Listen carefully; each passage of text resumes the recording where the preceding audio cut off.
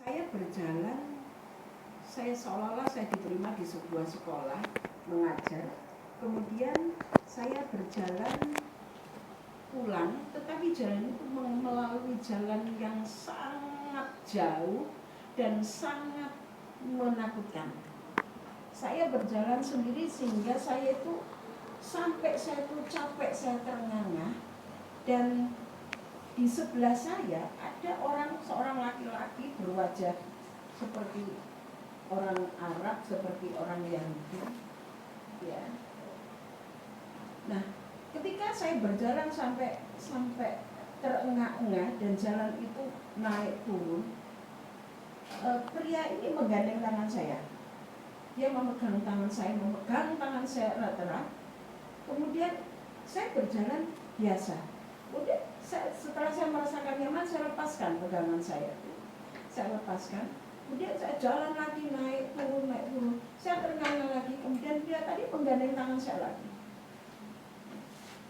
Sampai beberapa kali saya lepaskan tangan saya, tapi begitu saya mengalami kesulitan, dia pegang tangan saya.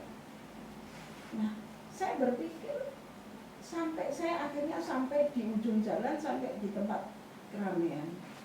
Nah, dari situ tadi saya cerita sama ibu, apa kira-kira Tuhan Yesus yang pegang tangan saya? Kita manusia kadang-kadang pada saat kita merasa nyaman, kita melepaskan tangan kita dari gandengan Tuhan, dari pegangan Tuhan.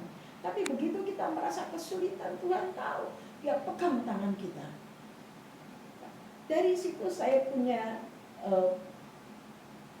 ilham, saya diilhami bahwa hari ini saya akan menyampaikan satu firman Tuhan yang bertema Dia tak pernah lepaskan tangan. Tuhan tidak pernah melepaskan tangan kita.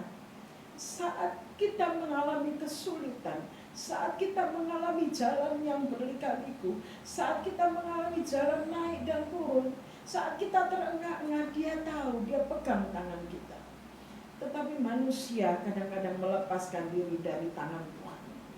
Kita baca di dalam Mazmur 139. Jemaat yang di rumah boleh membaca Mazmur 139 ayat 1 sampai 10. Saya akan bacakan Mazmur 139 ayat 1 sampai dengan ayat 10. Perikop di atas doa di hadapan Allah yang Maha Tahu. Mazmur 139 ayat 1 sampai dengan ayat yang ke-10. Ya. Kalau Simpson sudah dapat, Simpson boleh bacakan. Mazmur 139 ayat 1 sampai 10. Mazmur 139 ayat 1 sampai 10. Tuhan, Engkau menyelidiki dan mengenal aku. Engkau mengetahui kalau aku duduk atau berdiri. Engkau mengerti pikiranku dari jauh. Engkau memeriksa aku kalau aku berjalan dan berbaring, segala jalanku Kau maklumi. Sebab sebelum lidahku mengeluarkan perkataan, sesungguhnya semuanya telah Kau ketahui ya Tuhan. Dari belakang dan dari depan Engkau mengurung aku, dan Engkau menaruh tanganmu ke atasku. Terlalu ajar bagiku pengetahuan itu, terlalu tinggi, tidak sanggup aku mencapainya. Kemana aku dapat pergi menjauhi rohmu, kemana aku dapat lari dari hadapanmu. Jika aku mendaki ke langit, Engkau di sana. Jika aku menaruh tempat tidurku di dunia orang mati, di situ pun Engkau.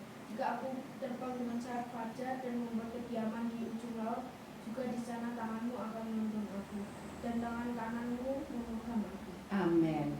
Yang di ayat ke-10, juga di sana tanganmu akan menuntun aku, dan tangan kananmu memegang aku. Saat saya membaca ayat yang ke-10 tadi, dan tangan kananmu memegang aku, saya masih ingat betul di dalam mimpi saya, orang itu di sebelah kiri saya.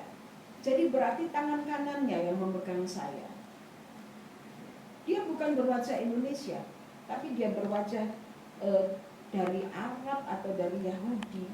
Wajahnya seperti itu.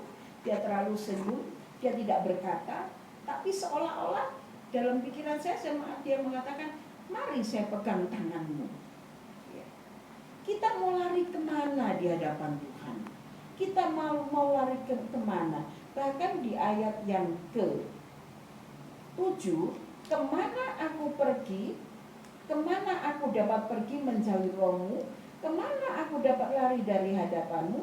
Jika aku mendaki ke langit, engkau di sana. Jika aku menaruh tempat tidurku di dunia orang mati, di situ pun engkau. Jika aku terbang dengan sayap wajar dan membuat kediaman di ujung laut, juga di sana tanganmu akan menuntun aku, dan tangan kananmu memegang aku. Saat ini kita seperti orang yang berlari capek. Saat ini kita capek menghadapi dunia yang seperti ini. Saat ini kita merasa gelisah. Saat ini kita merasa tidak tahu ujungnya